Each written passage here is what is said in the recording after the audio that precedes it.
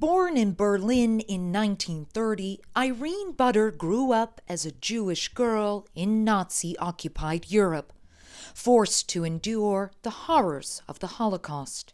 Hitler came to power when I was 3 years old, and gradually the persecution of the Jews developed. In 1937, Butter's family fled to the Netherlands, but a German invasion in 1940 left them under Nazi oppression once again. First, they were sent to a transit camp, and then to the Bergen-Belsen concentration camp, where Butter knew Anne Frank before she died there. Butter nearly suffered the same tragic fate. After 1 year of horrible conditions, my family barely survived.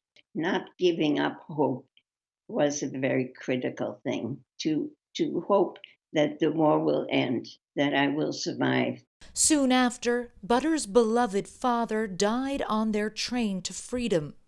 Her mother and brother were hospitalized, and 14-year-old Butter was sent to France, then Algiers, and finally the United States.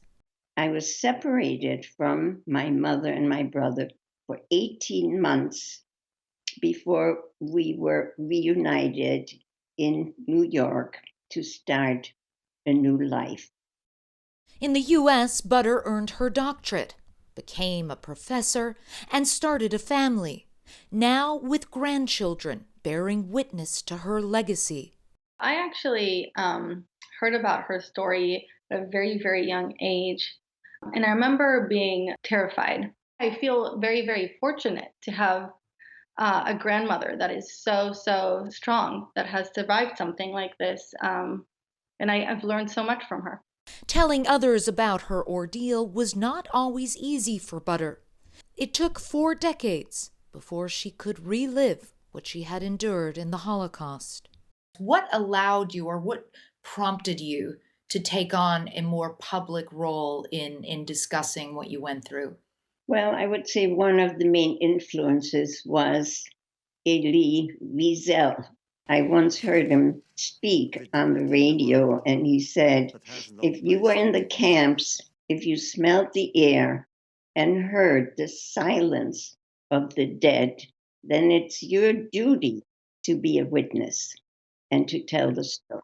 Since finding her voice, Butter has told her story around the world, with a focus on speaking in schools.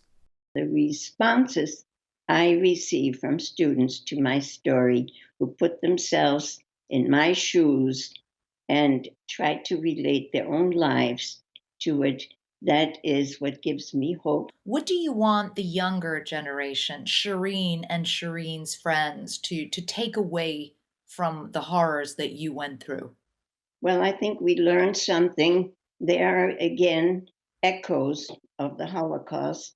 And on January 6th, we saw it in our own country when there was an attempted coup and rioting in Washington, D.C., and some of the rioters wore Nazi symbols and used Nazi slogans. So it's right back here. And I think we learned from it. I think we learned that democracy is vulnerable and we cannot take anything for granted. But it is up to us, to the people, to preserve and protect our democratic institutions and our Constitution. Still, Butter has faith in humanity, despite all the atrocities she has faced. There's good in every person. We're all made of the same fabric, regardless of nationality, ethnicity, religion. I think that our humanity overrides all these differences